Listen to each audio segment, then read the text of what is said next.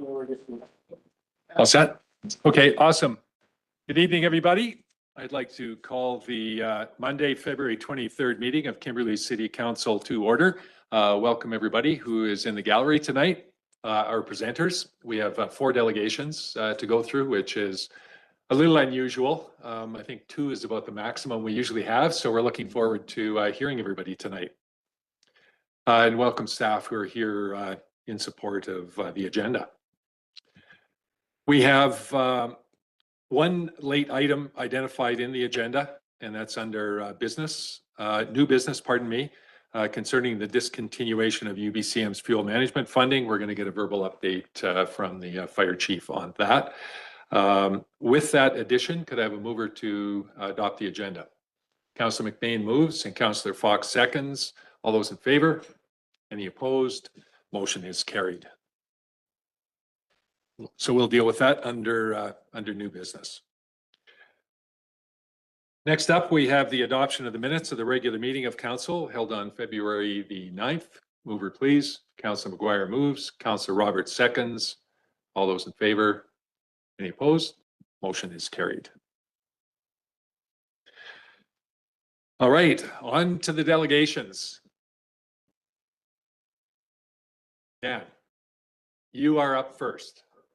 Welcome. In fact, I think this is your first update for council, right? Yes. Yeah. So welcome, and we're looking forward to what you have to say.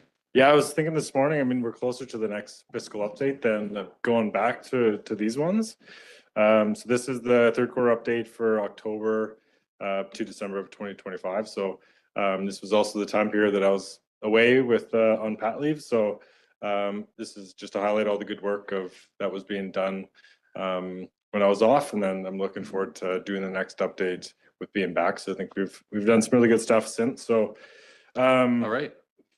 The priorities for the year, so traffic, youth, and community relations, that's kind of been the themes for the last few years, I believe.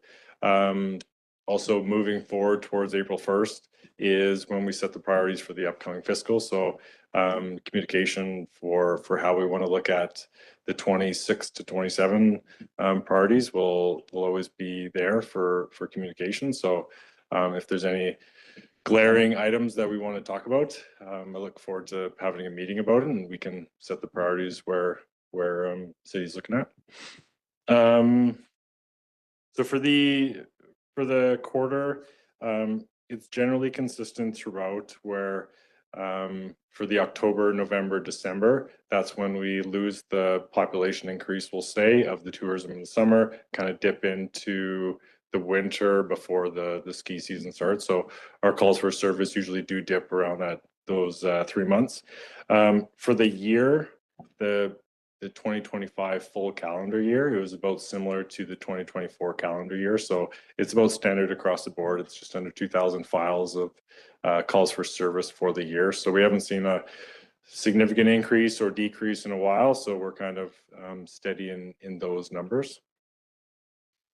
A lot of the things that we are doing is on the community side. So we have some members who are coaching volleyball, some soccer, rugby, and hockey.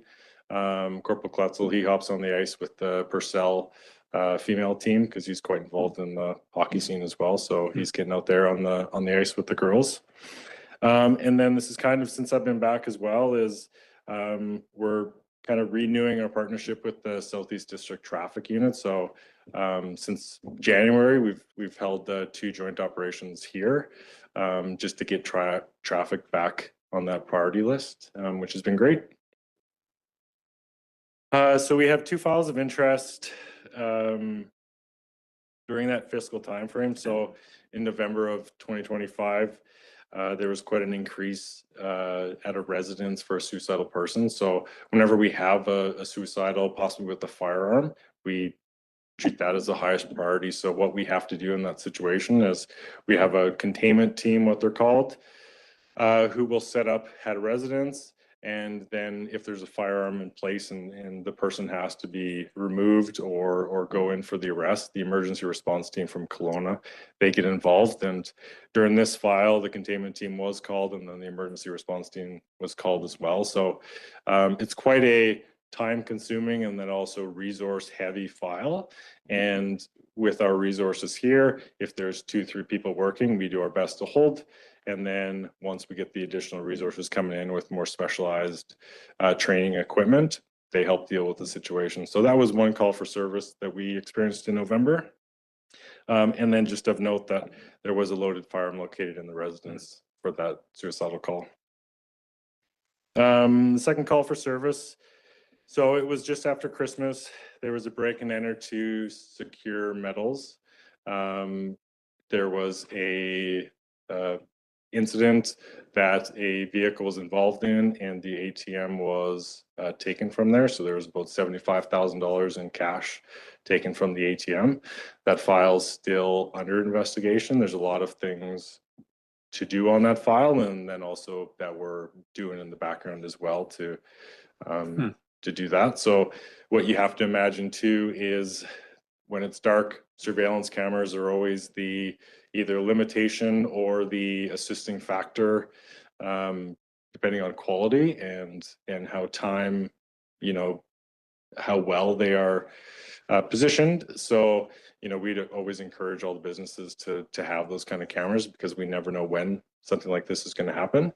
And then taking into consideration a business that is more on the outside of town, there's going to be less options for neighborhood follow-ups because there's not going to be as heavily trafficked area compared to if it was a downtown area where we would have more options to check in with more possible surveillance cameras. So that's why that file is taking longer, and it's just because it's the limitations that we have with that one.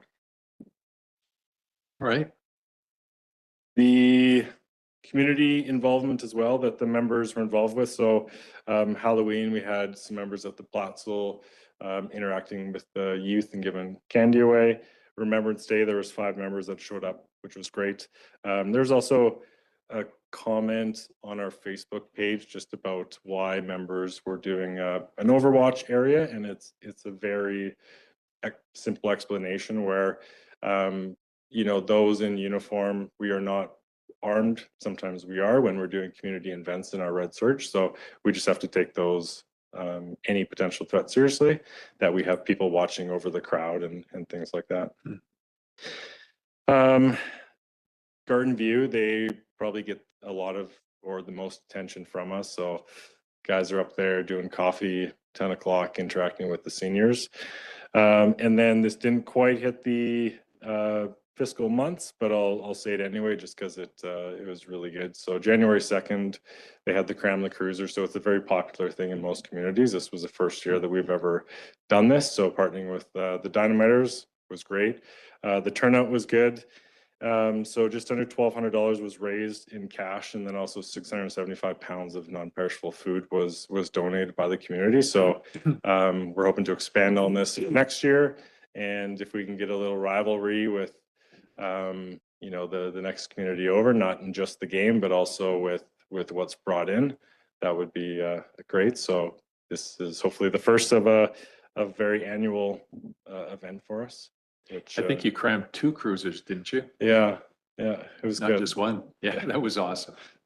So Constable Doug Wilson, he was a big spearhead behind it, and then the team, and came together really well. For strength wise, so for that time period, I was away on pat leave, and then we have one other member who's on long-term sick, and we have another member who is on light duties going into a mat leave soon. So we fluctuate between 7 out of 10 members for usual strength. For this upcoming quarter, we're a little bit different because we have a recent retirement. So we're in the 3 to 4 vacancy rate, but we have 2 members incoming before summertime, hopefully, which will bring us back up well for summer. All right. Do we often get retirements out of this detachment? You know, it's a lot of people want to come here, and for obvious reason, and a lot of people want to stay here again for obvious reasons. So people that come here, you know, if they're later in their career, they will ride out the last 5, 10, 15 plus years, because why leave? We have a really good crew here. It's morale's great.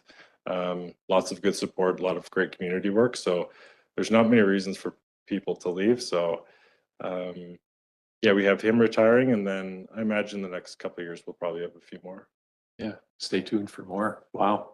Always. There's always, that's the thing with the RCMP. There's always change, but Yeah, I don't know if you've connected with the retirement community yet, but we must be a central retirement area for RCMP officers from all across, certainly Western Canada. yeah, I've met a If not few of broader. them. Yeah, I mean it's It's a big number. yeah, but weather's good. You have resources. You have an airport. You have a lot of what you need. So Do you get a lot of advice? I haven't received that much yet. Stay But tuned. any advice is I will listen, and maybe things have changed, but maybe there's some good advice from some previous members. No, fair enough. And then one thing that I'll add is our Facebook page. We're going to be putting a lot more of the items that we are doing. So we've been updating that over the last few weeks of some of the proactive, and then also files that have come in. So Excellent. Council, questions or comments? Go ahead, Councillor Cairns. Thank you, Sergeant Biggs. Appreciate your work in keeping the community safe and the community relations piece. And I'm concerned about safety at Marysville School in the mornings at around 8 a.m.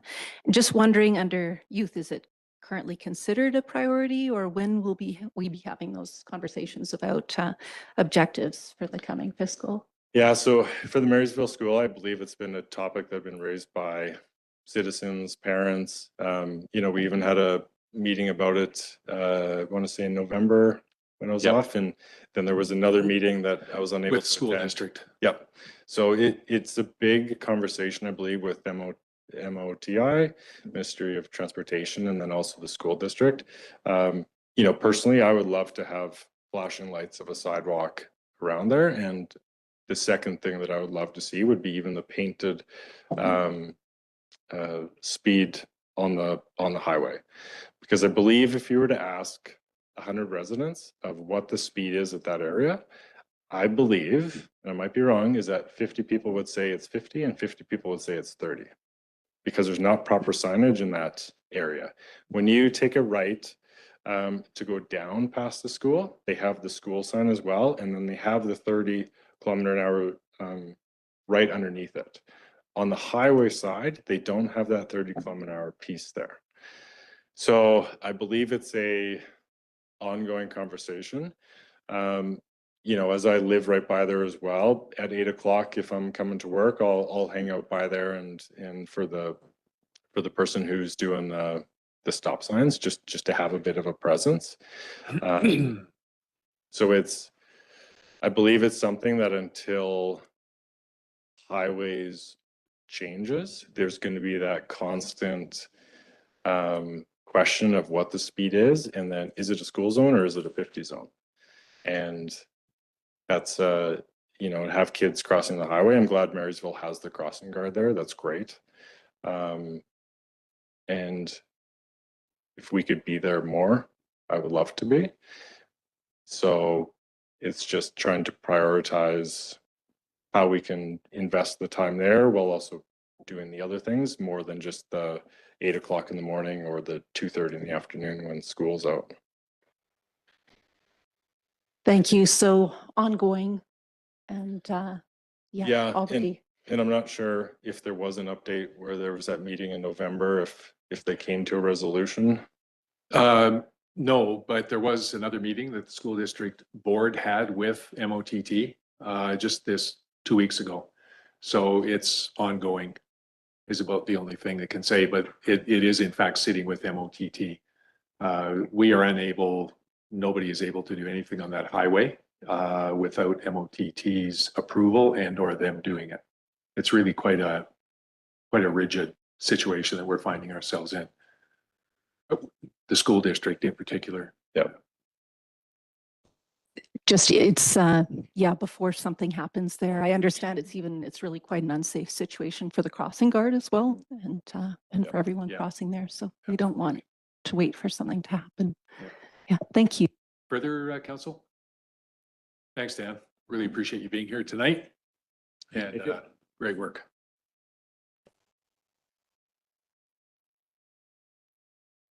See you soon. Okay, next up, Jeremy, the Accessibility Advisory Committee Annual Report and the 2026 Work Plan. Welcome. Is that, yeah, it is. Just the microphone. We're good. Yeah.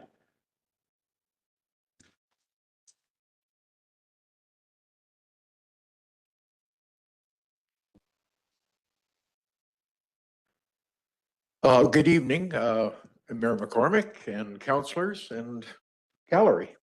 My name is Jeremy Irons, and I'm the newest member of the Kimberley Accessibility Advisory Committee, and I'm happy to be aboard. I'm so excited about this committee. I qualify for the committee because I'm missing my right leg above my knee. I lost that in 2016. It's a bit of a medical thing that went sideways, and here I am. That said, it's given me a front seat to recognize accessibility barriers, and I'm the champion of falling. I think I'm professional now. I could give lessons. Anyway, Caprice Hogg, who is our chairman, is unable to attend, and she sends her regards and regrets. And I've been asked to present the 2025 annual report, as well as our 2026 work plan. And I checked with Jasmine, and apparently you've all received the hard copy of the reports. So I'm not going to read through that verbatim, but rather I'm just going to touch on a few highlights. In my view, it was a very productive year. We had many people that were involved with making it the success it was. And if you don't mind, I'm just going to run through the list. Our Accessibility Advisory Committee is comprised of Caprice Hogg, who is our chair, Rita Pack, our vice chair, and I believe you heard from Rita last year when she presented the 2024 annual report and 25 work plan. Diana Fox, thank you for being on our committee. It's wonderful to have a connection right to City Hall, and your leadership and support is appreciated. Also is Jamie Goldie, Helen Farquhar, Maya Huppy, and myself, as well as past members who have also contributed: Stephen Royer, council member, Sam Coates, a committee member, and Woody McGuire, a council member.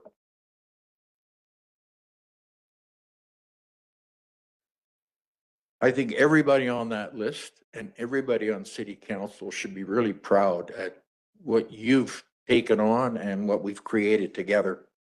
A few of the highlights I'd like to go through for 2025. The first meeting, we had Diana Fox join us. I was not there. I didn't get there till the next meeting. And then, of course, one of the big highlights was we involved Kate Milne, and she is with Cardia Health Consulting. She was introduced last year by Rita Pack, and this year was a go year. She arrived, we had multiple phone and Zoom meetings, as well as her attending in person and getting involved in community feedback about disability and accessibility. And this isn't just to do with disability, it's age as well. And as a result of pretty much a whole summer of work, Kate has come up with what we're calling the age-friendly accessibility plan. And if you think about that, and this is for the gallery as well, accessibility isn't just somebody missing a limb or somebody that's broken a limb. It could be mental cognitive disabilities, vision, any number of things. And so the plan that has been created is designed to address all of those issues. A quick short story. I called Kate one day and she had wanted to set up a drive-about just to look at the city and point out good things, things that need improvement. And so I said I would do that. And I phoned her and I said, would you like me to come and pick you up? And she said, no, that's fine. I'll walk over. And I said, walk over? Where are you staying? Well, she was at a B&B 2 doors down from where I live. So anyway, we also did a ride along, went about the city, and it was really an excellent summer, an excellent summer. We also had meetings with the manager of roads and waste management, as well as the operations clerk, in regards to the snow and ice program. We were given the opportunity to provide some feedback on how we felt that certain things weren't being addressed or how it could be done a bit better. That was amazingly helpful. It gave the committee a chance to understand what the bigger picture is too. You know, we're looking at it from a focused view, and it was really nice to have that discussion. And they are also aware too of what our concerns were, some of which include the windrow across the driveway and other issues around handicap parking spots and extra snow and that kind of thing. And of course, it's always a balance between cost versus return. Another thing that we were involved with very briefly, and I don't have enough much information on it, was the Trick or Treat program. It's called Treat Accessibly. And so I researched it this morning, and it said in the article I read that there were 9 communities across Canada that used this program to help the kids during Trick or Treat. And I thought, were we one of the 9? Because we did initiate something in the Platsel, and I don't know enough details on it, but what it's to do with is sometimes it's sensory and other problems that people have where they can't approach a house or they can't go into an area where they feel intimidated. And so the idea was to take the candy to the kids, you know, and I actually had a little table I put at the end of my driveway and just left the whole pile of candies there. I can see that one taking traction, and I think that's something we're going to look at and try and improve on for next year. My takeaways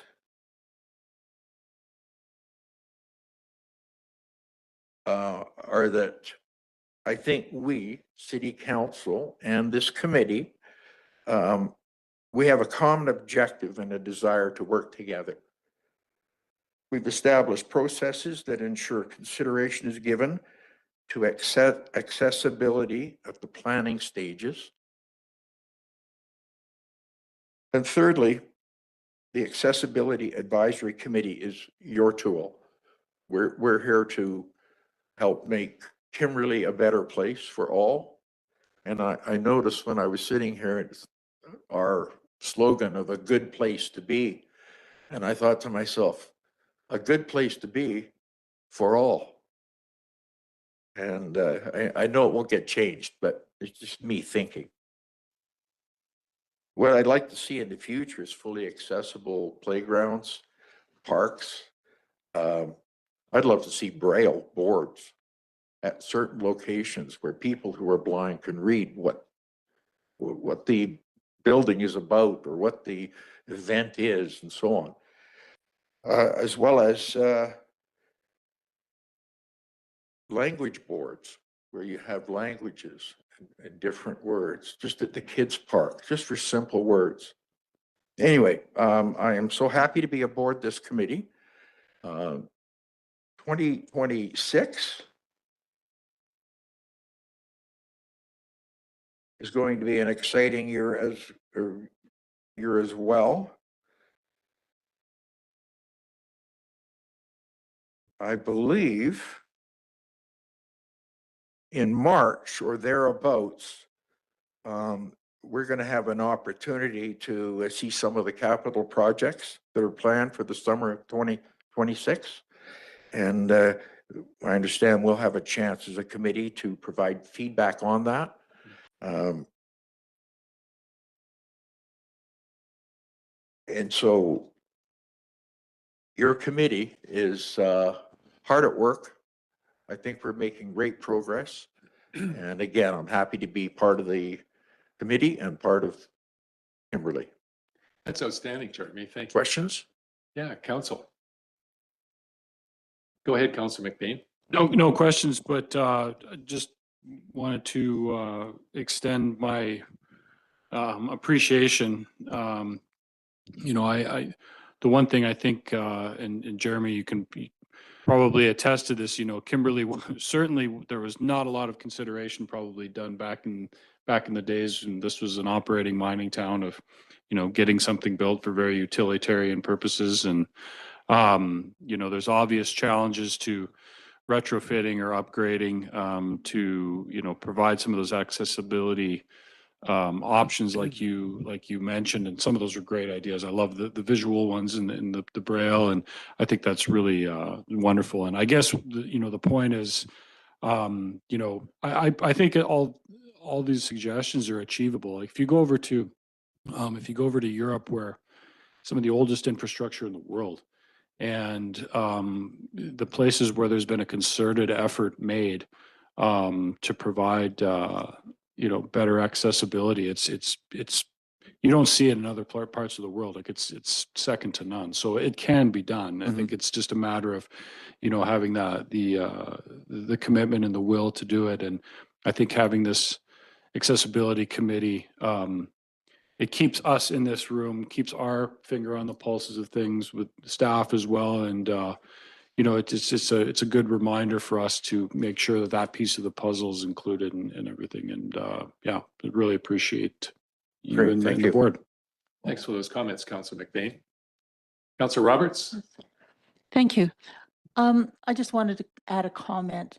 I think one of my biggest observations of those with disabilities is that so many of them are invisible to us. I'm sorry, they're which? They're invisible to us.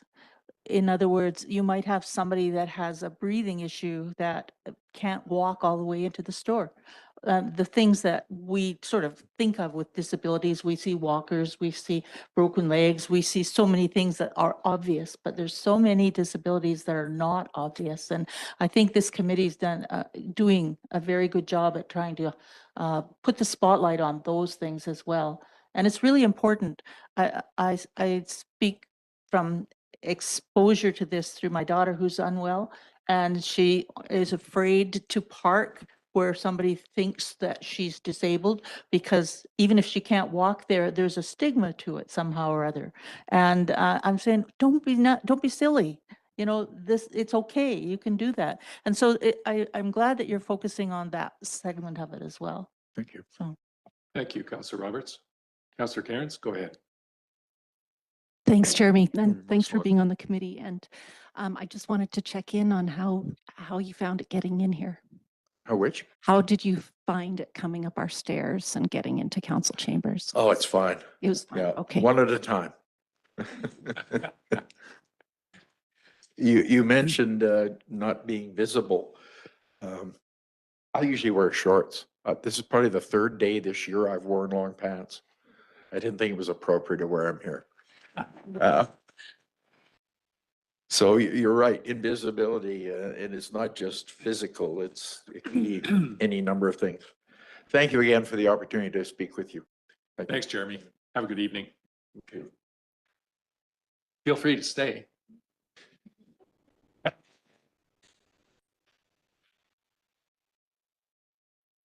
All right, next up, we have the annual budget presentation and society update from the Kimberley Health Center Society. Travis, where's Ingrid? Ingrid is, Ingrid's a little under the weather. I'm a little under the weather too, so No. apologies. I'll just sit at the back. So you're the trooper. Yeah. I Thank guess you so. for, Or last in line of whatever's going around, I guess. Thank you for doing this. Yeah, no, appreciate it. You guys have our slides and everything, yeah? Okay. You bet. All right, well, we'll just get right into it. Start with slide number 2 then. Well, who we are, we manage Kimberley Health Center. We're a volunteer board of directors. There's currently 7 of us. We are recruiting. Send anyone interested our way, please do. We currently have a part-time facility manager, full-time custodian, contract bookkeeper. We recently hired a contract executive assistant, so we've had a little bit of expansion that way. That's very, very positive. Just move on to next slide there. Just touch on some highlights. I guess I should say this report is current up till the end of December last year. So let's talk quick about highlights. 2025 expansion of health services. Obviously, the primary health networks expanded up there. That's great. Our tenants have expanded into their space. Interior Health has finished its renovations. Food Recovery has expanded as it has continued to, which is a very positive. Our lease agreements are all renewed. Our board continues to grow. Our tenants seem to be doing very well for the most part. And we present this year with some pretty good financials.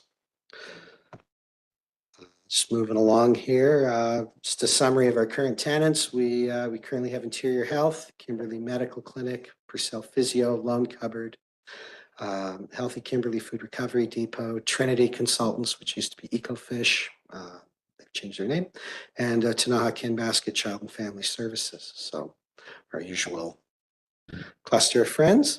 And you are full? We are full unless more space is renovated. Yeah, Right? later. Yeah. Yeah. We do have some initiatives going forward into this coming year. This year, we're really going to kind of focus on structure.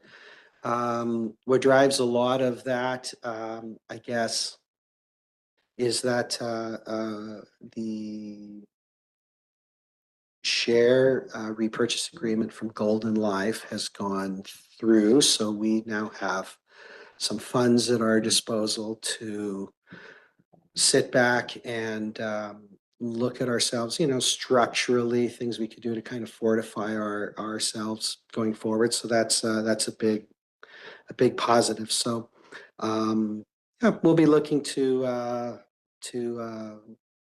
pay some attention here to our governance management systems. We'll be looking at some building recapitalization efforts, possibly get a decent capital reserve fund going. We'll be paying some special attention to some annual maintenance projects, and we probably have a bit of gas in the engine to get behind some energy efficiency schemes, which would be nice with our little old building. Just moving along here. This is just sort of a summary of where things are. You'll see a couple big numbers. The 2025 estimated total revenue is quite high. That reflects what we projected at our time would be the amount coming in from the repurchase agreement, the shares, right? That's why that jumps up so much, right? For the purpose of this presentation in 2026 budget, we're just sort of leaving that aside and just saying we're anticipating, aside from that, from basically our different lease revenues, we're anticipating 471. Okay, kind of going forward, which is pretty close to where we anticipated we would be in 2025, a little less than 24. Just moving along there is a sample of our usual line items.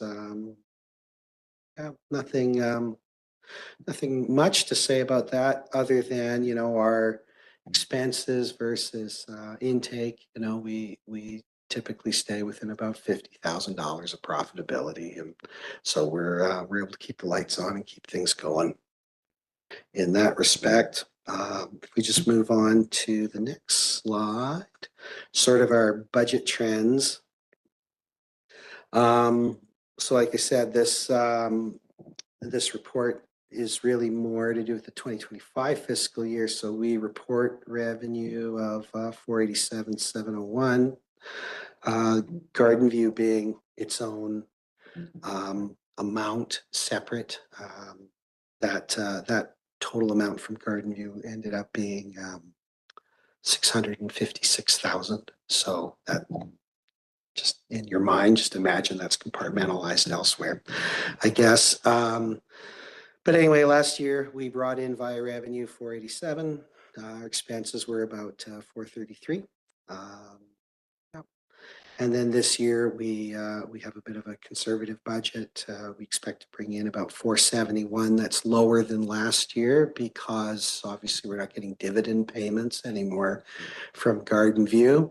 And certainly doesn't account for the fact that we intend to be investing that money, but we haven't committed that money yet, so we don't have a rate of return to report on those monies as to be invested shortly.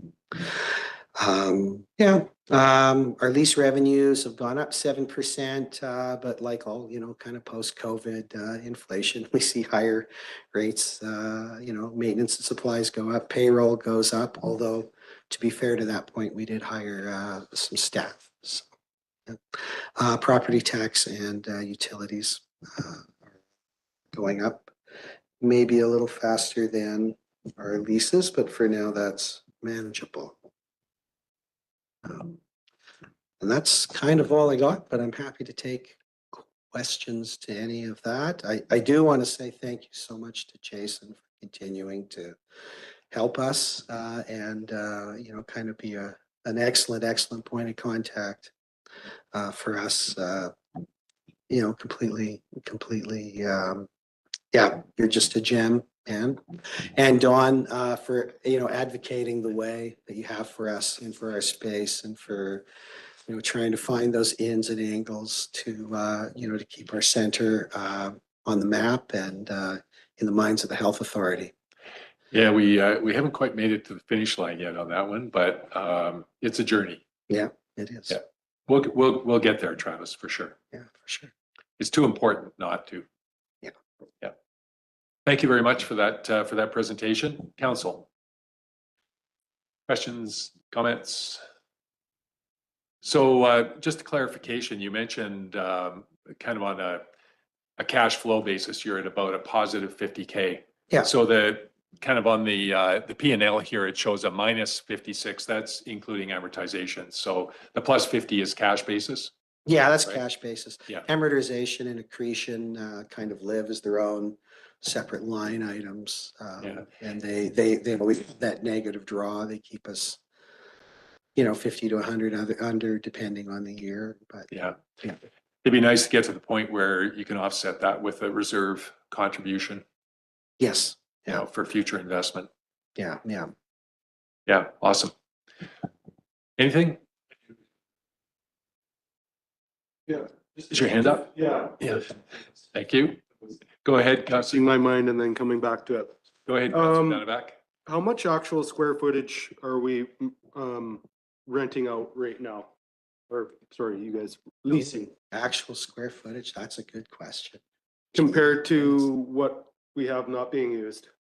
Well, okay, I would say we're renting.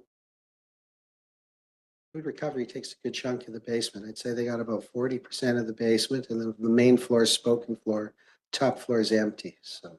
Yeah, so I guess what I'm trying to ask is how much could we, like, looking forward, if we could find somebody that could redesign that top floor to use it to generate more revenue, so we could do more. Yeah, We could do more that's, things. that's mission critical. That's been, you know, been undertaken by Dawn. There's been a lot of back and forth on that. We're certainly very interested in doing so. I guess one thing I would would point out too, given the value of the building, et cetera, we're very dependent on the special exemption for property taxes that gets passed annually, or well, gets passed every few years as a bylaw. If we were paying, full market tax, our profitability would dissipate. So, so there's a balancing act, I guess, in terms of whom we bring into the space, whether they would be able to sustain rates at market value or whether they would be eligible for the exemption. So are you currently running on like a tiered lease system for depending on who's rent or leasing those spaces, or is it this much per square foot? It's based, our rates are based kind of on our historical relationship with, who's in and, whether nonprofit status or what. Yeah, there's a bit of a, there's differential rates offered. With Interior Health paying the premium. Correct. Thank you. Go ahead, Councilor McBain. Thanks, Travis. And yeah, you are far too kind, those words for me. So thank you, but I appreciate it. I just wanted to point out for the rest of the group on that last slide, the areas for discussion and exploration. I believe Jim and Ingrid have been in pretty continuous talks for that, just in case anybody had any questions about, what some of those things were. So just wanted to make sure that that we highlighted that. And then thanks for all the rest of the presentation, Travis. Yeah, Really thanks. well done. Take care. Yeah, thanks. Just before you go though, I have yeah. one question Oh, sorry. for Jim. Not putting you on the spot or anything. What is the requirement, and maybe Maurice, this would go to you. What is the requirement for a full audit on the health center books? As you know, there's different levels of accountability on audit, and right now they are doing the highest level, which is really, really expensive. Is there, what's the requirement for that? Yeah, I mean, the reason that there's a requirement for an audit at all is because the society is considered a reporting society. So they're consolidated into the city's financial statement. So there is a requirement for an audit, but our CFO, Krista, has been in contact with BDO, our auditors, and there may be an opportunity to, rather than a full audit, they call it, let's see here. We could explore moving to a review engagement for 2027, which would reduce expenses. So I'm going to be following up with Ingrid on that. So it's still an audit, gives the auditors everything they need in order to comfortably consolidate the numbers into our statements, but bit of a reduced requirement for I think resources on their end. So Awesome. yeah, should help a bit. That's greatly appreciated. You bet. Excellent. Thanks for that, Jim. Thanks, Travis. All right, thank you. See you next year. You bet.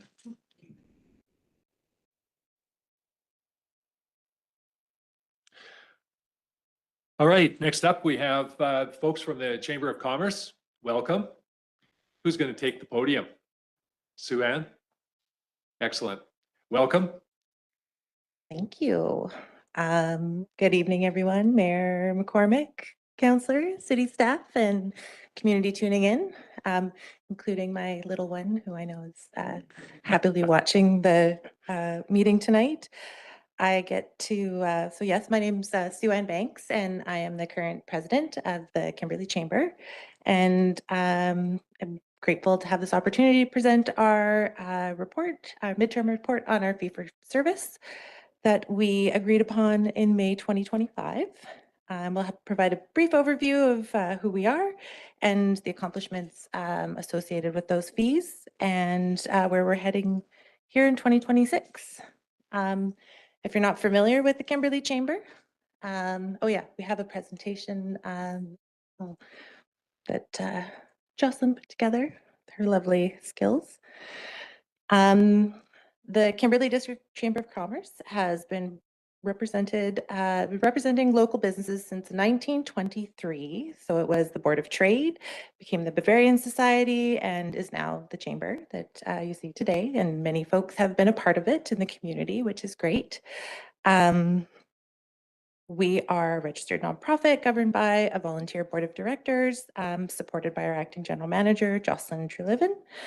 Our chamber is small but mighty right now. So Jenna, we have as our secretary, and myself as president, and Joey Raymond, who is not here tonight, but he is one of our board members, and our tourism Kimberley liaison, and our city liaison, Sandra Roberts, who's been very gracious with her leadership and knowledge as our liaison, and a thank you to past liaison Woody as well. Yeah, we are very focused on bringing business perspectives and working collaboratively to represent the interests of Kimberley's business community. Our mission is to support and strengthen the local business community, serving our members through leadership and advocacy, and by actively promoting development, growth, and long-term prosperity of Kimberley businesses. We animate this mission in several ways by providing valuable information, guidance, and resources to both new and established businesses, helping entrepreneurs start strong and supporting existing businesses as they grow and adapt, creating opportunities for connection by coordinating networking events and educational sessions that bring the community together, encouraging collaboration and supporting professional development, advocating on behalf of our members at the local, regional, and provincial levels, serving as the business community's voice and ensuring their perspectives are heard. We actively promote local businesses to both residents and tourists, reinforcing the importance of shopping and supporting our local community. We offer meaningful service benefits that add value to membership. We collaborate with many community groups and partner organizations on joint initiatives that strengthen our overall economic environment and recognize and celebrate leadership and excellence within our community, because strong businesses and strong leaders build a strong Kimberley. Together, these efforts allow us to support individual businesses and to help shape a vibrant local economy. What do we do? It's far beyond just hosting events. We are deeply embedded in the fabric of Kimberley in many ways, supporting local initiatives that bring people together, from joining in on community cleanups to festivals, business workshops, civic forums. These create connection, foot traffic, volunteer engagement, and economic activity. We amplify what others are doing, whether it's a nonprofit event, a small business launch, or a tourism initiative. When one organization succeeds, the whole community benefits. We step into roles that might otherwise go unfulfilled, whether that's overseeing legacy assets like the Cuckoo Clock, coordinating business engagement opportunities like Clock Talk, or helping facilitate workforce solutions through programs like the BC Provincial Nominee Program. Being part of our community means showing up consistently, not just when it's easy, but when coordination and leadership are needed. At our core, we are here to strengthen the business environment while contributing to vibrant, inclusive, and economic resilience in the community. We are active members of chamber coalitions and part of the BC Chamber of Commerce network. When provincial issues arise, whether around workforce, taxation, housing, or economic development, we're able to provide bring forward concerns and insights from businesses through our established channels. So while we're very community focused locally, we serve as a bridge connecting local businesses to regional and provincial advocacy efforts, ensuring Kimberley has a seat at the table. That duality strengthens our impacts and ensures our businesses are not operating in isolation. And that is just the start. Jenna will take over and get a little bit more deeper into the specifics of what we do. Lucky you, Jenna. I'm Jenna. I'm the secretary for the Kimberley Chamber of Commerce. Brand spanking new this year, but I am a Kimberley lifer. So I represent Kootenay Employment Services as the member organization. And yeah, so what do we do? Our Shop Local campaign. It continues to grow on a regular basis. In 2024, we generated approximately $30,000 in local spending. In 2025, that increased to over $38,000 with nearly 600 receipts submitted. So this is a measurable impact on the direct dollars staying within Kimberley and our surrounding area. It demonstrates community buy-in and shows that residents want to support local businesses when given the opportunity and the encouragement to do so. We also do Platzel Light Up. What a hoot. The Platzel Light Up welcomed over 2,500 attendees this year. It's our way of giving back to the business community for all their hard work and continued support throughout the year.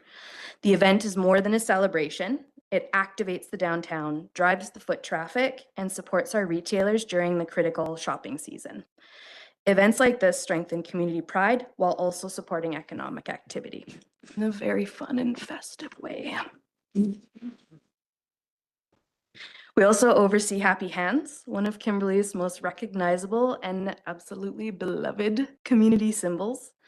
As we work on arranging the replacement, we're ensuring this mascot continues to represent Kimberley at events and initiatives.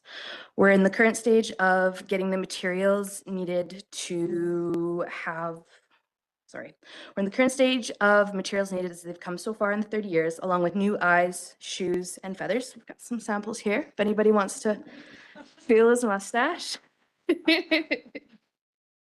Along, the original Happy Hands will be sent back to us shortly, so you'll see him out in the community again soon. He will look the same as the other one. We're working very hard to ensure that. It might be symbolic, but identity and brand matter, especially in tourism and economic development. The Resort Municipality Initiative funded $10,000, and we've also done additional fundraising of $5,100 with the GoFundMe page through the years of 2025 to 2027. The funds from the Cuckoo Clock are also helping to go help Happy Hands' replacement. In the future, we'd like to put funds from the Happy Hands clock towards Light Up and potentially fund, do some funding for students. We're currently providing $500 at the Better Business Awards for the Happy Hands Award. For the Kimberley Cuckoo Clock, this is an iconic landmark. We oversee its restoration and ongoing maintenance to preserve this important part of the visitor experience. We'd like to specifically thank Kelvin and Mr. Kevin for their continued support with the maintenance on the clock. Maintaining the key tourism asset supports both local pride and economic activity. We average about $400 a month in toonies from enjoying the yodeling of Happy Hands. Nothing to sneeze at. It's a big difference in our community. Next slide, please. We also do the Better Business Awards, and these Better Business Awards celebrate not only business excellence, but community leadership. These awards recognize those who go above and beyond, reinforcing Kimberley as a place that values inclusion, service, and collaboration. We sold over 100 tickets for our 2025 Better Business Awards. This recognition strengthens business morale and the community culture. We also hold a variety of workshops and events. From community cleanup to Pride Fest, July Fest for Saturdays, assisting with those pieces, just to name a few. From helping them with speakers, tents, bocce balls, and making sure Happy Hands is available. We like to participate in all those activities.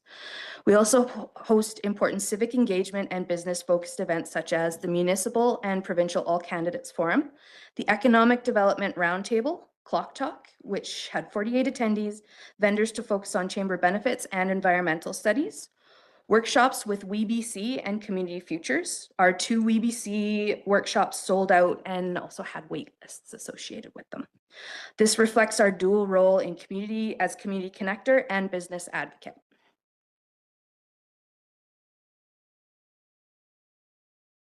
We're also participating in the IRAS study. In 2025, the Rural Economic Diversification and Infrastructure Program, REDIP, supported us with an $82,000 grant for the Investment Readiness and Attraction Strategy Study, which representing our community to inform decision-making.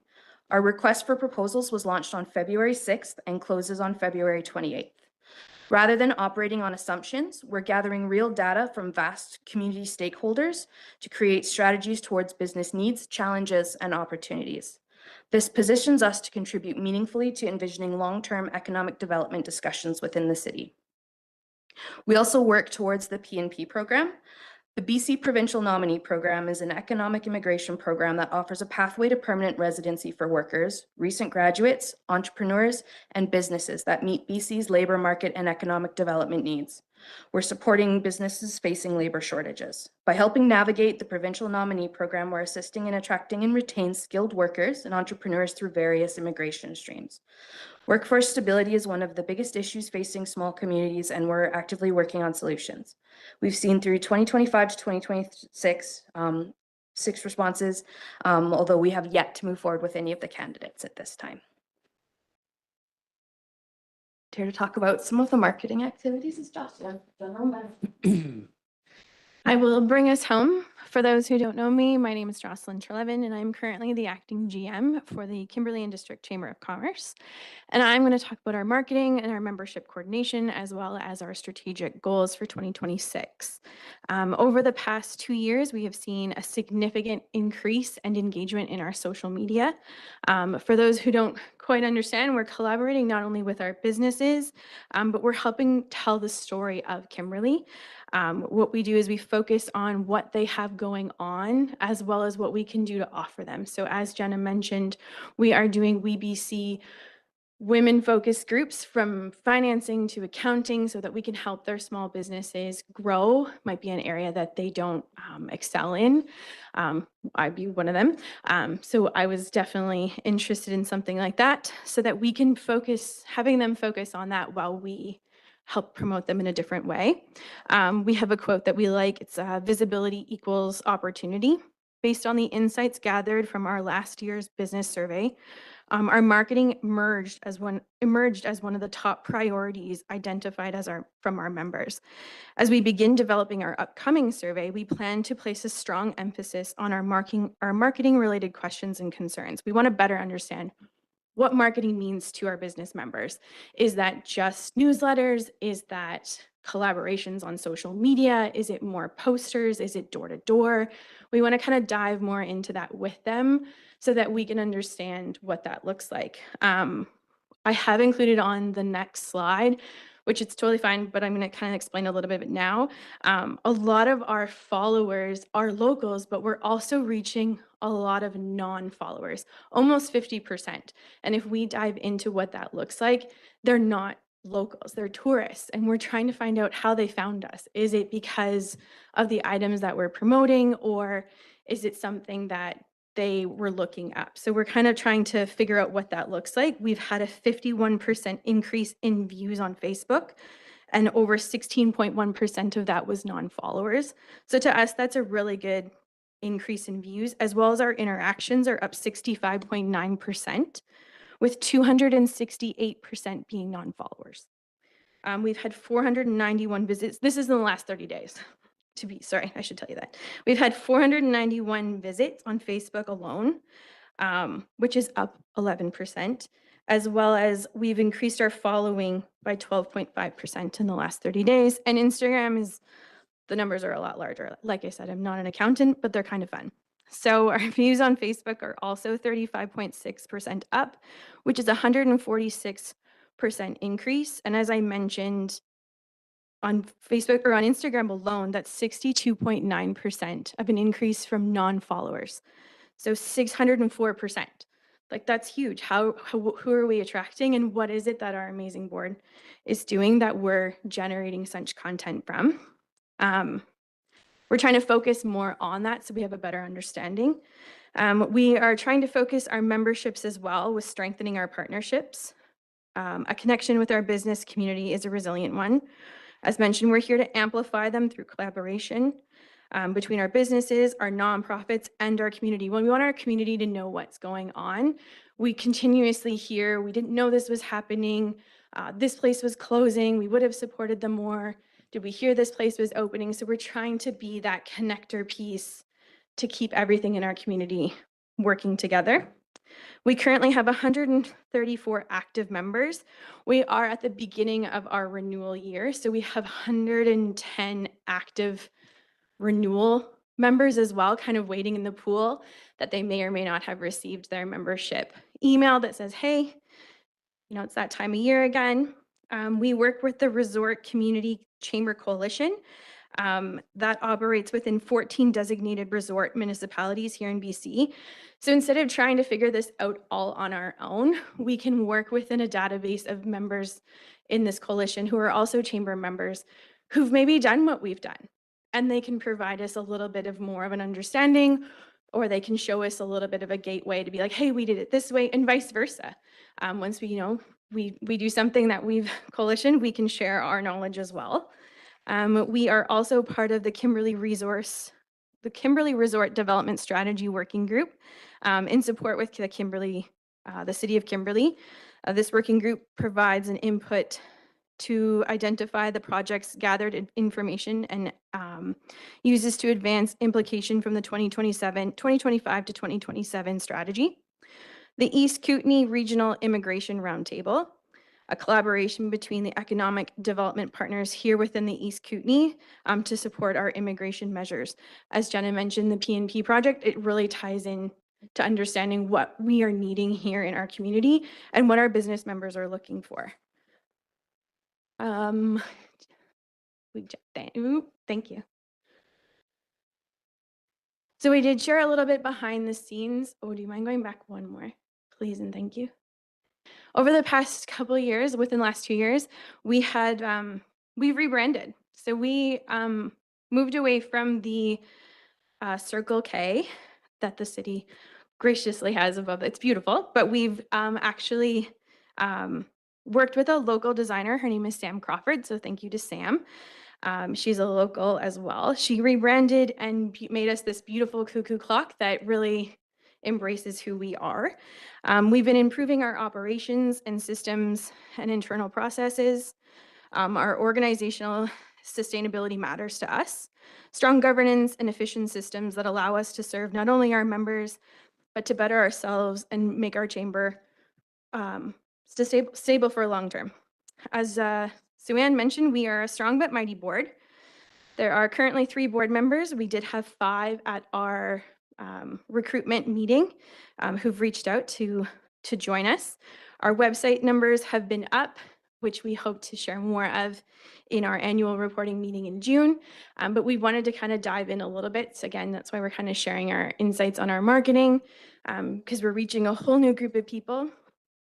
And then in our last slide, just some of our strategic goals. We want to enhance member value and services. So why be a member? Why be a part of the chamber? What do you get out of it? It's our constant question. So we're trying to improve those services and expand our benefits, not only to the businesses, but nonprofits, introduce new member exclusive resources. So we do have HR training. We have different packages for healthcare and things like that. We do have marketing toolkits. We're in the process of developing structured onboarding for new members, which thank you, Jenna has been doing amazing with that. Increase our member retention and engagement through regular check-ins and feedback surveys.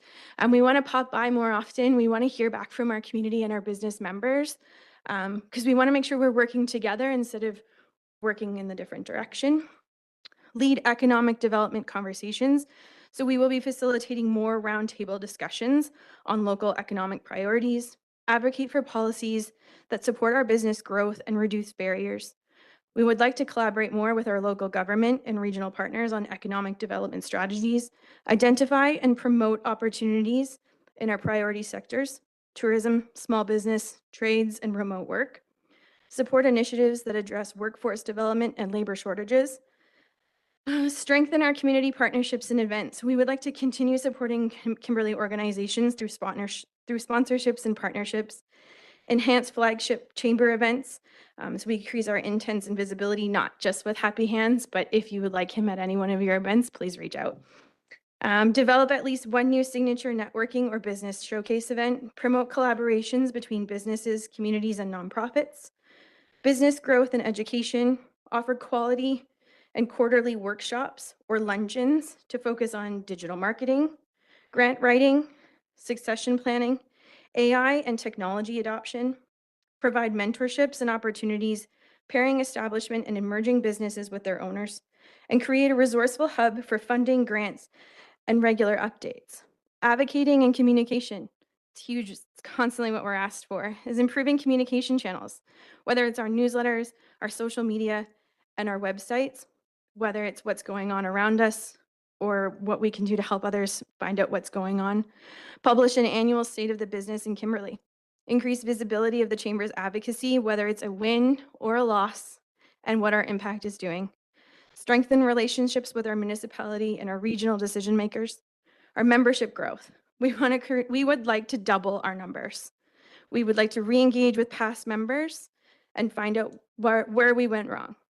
Launch a membership spotlight, initiative programs for local businesses, develop a volunteer and committee structure to increase participation, and as well as our organizational sustainability, diverse our revenue streams, whether it's sponsorships, grants, or partnership. Stay tuned for SOX.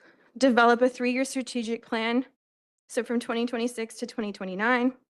Strengthen our board governance and succession planning, and improve our operational systems and document it. And then in closing, I would like to thank you for your continued support and partnership. We will be back in June with our annual reporting, so look forward to lots of numbers. Our chamber is committed to working collaboratively with you and with our community to make sure that we are thriving and resilient with our business effort. We welcome any questions and we look forward to continuing the conversation. Thank you, Jocelyn. You're welcome. Jenna and Sue-Ann, appreciate your presentation. Councillor Roberts, go ahead.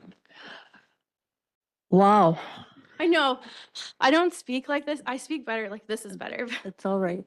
And what are you going to be doing in your spare time? Is that- I don't know what Yeah, that is. no. Councillor Roberts? Yeah, no, well, basically, one of the things that I just wanted to say so that the public would hear this is that I have experience in the past with the chamber, and I would really dearly love the sectors of the community that have abandoned the chamber, the trades and other small businesses that are not related to tourism, but all of whom benefit from the success of the community.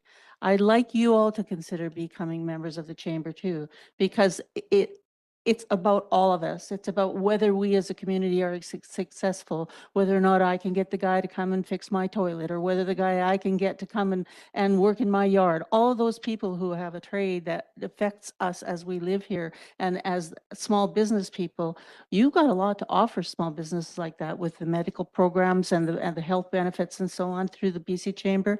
So I just want the public to really seriously consider that, becoming members of the chamber. Thank you. Thanks, Councillor Roberts.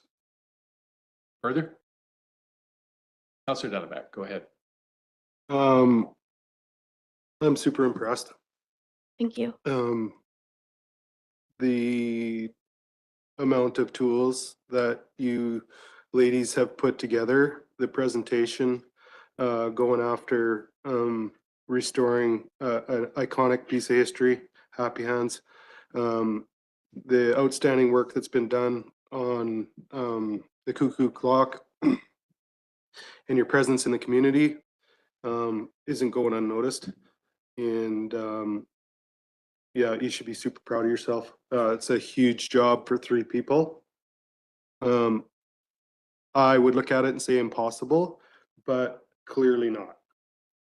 So Thank you. Thanks for the comments, Councillor Dunneback. Councillor Cairns, go ahead, then we'll move on. So thanks so much. And yeah, congratulations. And clearly you're super ambitious and you're getting it done. And I attended the Clock Talks event where the business retention and expansion study numbers were released. And it was a super valuable event. And I think that the facilitation of collaboration, both with businesses and nonprofits, has been incredibly valuable. And then as I see the different pieces moving forward, the visibility, social media presence, understanding business needs, the PNP program, all of these things, the investment readiness and attraction study, and your leadership on moving on the economic development side of things is greatly appreciated. And I think you're doing amazing work. So thank you. Thank you. Thanks, Councillor Cairns. Thanks for the presentation, guys. We'll see you in June. Thanks. Have a great evening. Awesome.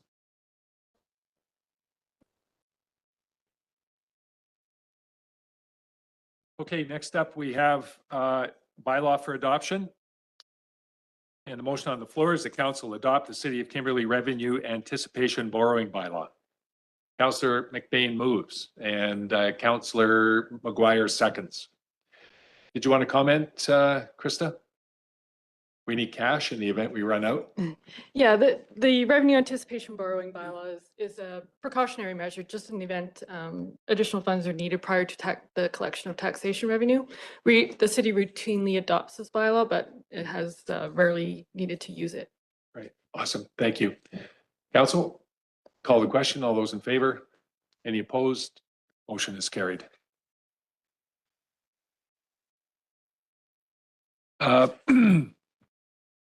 Next up, let's deal with the additional, the late item, I should say, which is the concern regarding discontinuation of UBCM's fuel management funding.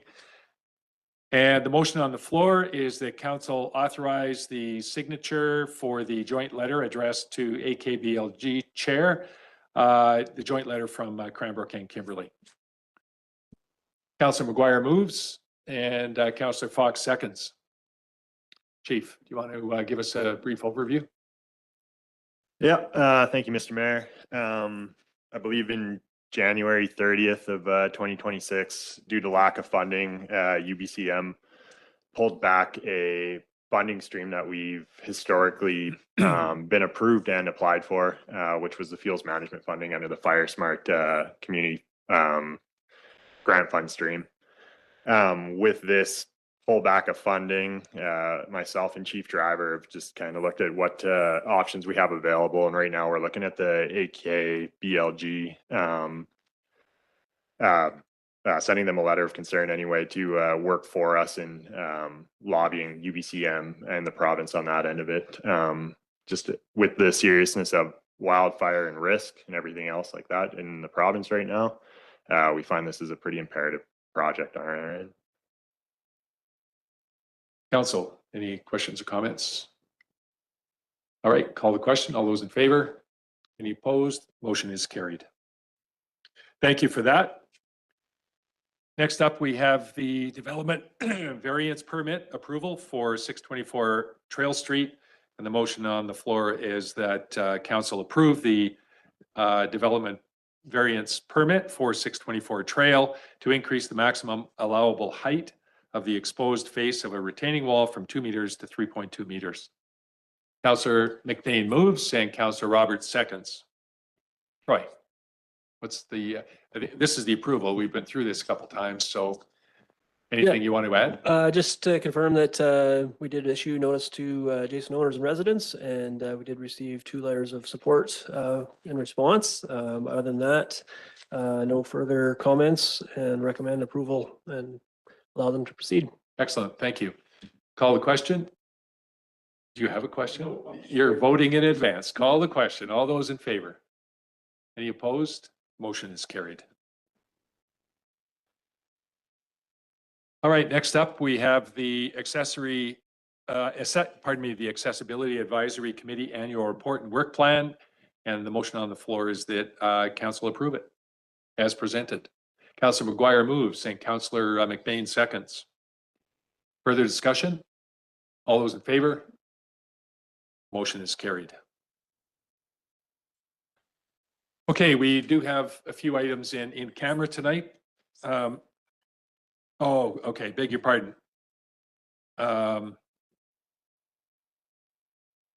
Is that correspondence? It is, I don't know why. Okay, sorry, I missed that. So we have one item of correspondence this evening. Could I have a motion to receive? Councillor Cairns, thank you, and Councillor McGuire seconds. So there is an action requested here, and it's for a letter of support for the BC Farmers Market Nutrition Coupon Program, as identified in the report. Could I have a mover?